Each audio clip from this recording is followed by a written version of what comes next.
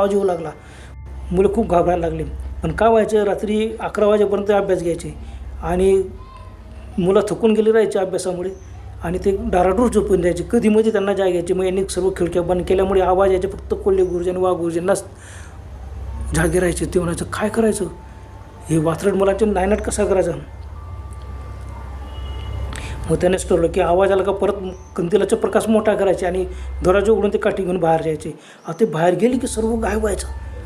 आता दोन्ही गुणचे कंटाळले की असा आवाज येतो, एवढ्यामध्ये मुलं कसं का पडून जातात. फाटक कोलानं फाटक तर बरंच दूर आहे शाळेपासून.